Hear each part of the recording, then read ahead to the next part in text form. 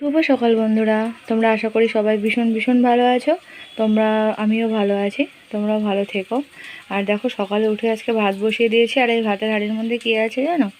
একটা ছোট্ট tiffin box আছে। আর টিফিন বক্সের মধ্যে কী আছে সেটা তোমাদেরকে পরে দেখাবো, ওটা সারপ্রাইজ থাক।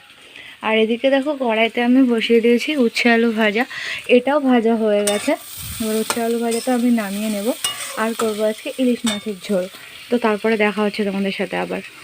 চলে এসেছি তোমাদের সামনে। তো দেখো, কড়াইতে এবার আমি দিয়ে দিয়েছি আলু, মানে কালো জিরে ফোড়ন দিয়ে, তারপরে কাঁচা লঙ্কা চিড়ে আলু আর একটু টমেটো দিয়েছি। আর এর মধ্যে না আর কোনো মশলা দেবো না, আর তাই জন্য হালকা একটুখানি জিরের গুঁড়ো দিয়েছি।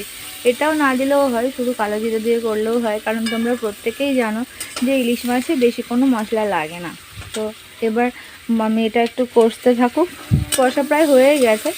এবারে তো আমি একটু জল ঢেলে দেবো 2-5 মিনিট পরে। তো চলো, তো এবার দেখে নিই এই টিফিন বক্সের মধ্যে কি ছিল। এটা কি বলো তো? এটা ইলিশ মাছ ভাপা। হ্যাঁ, ওই তখন হাঁড়ির ভেতরে বলছিলাম না ছোট টিফিন বক্সে কি ছিল, ইলিশ মাছ ভাপা। আর চলো, তোমার দাদাকে এবার টিফিনটা ভরে দিই।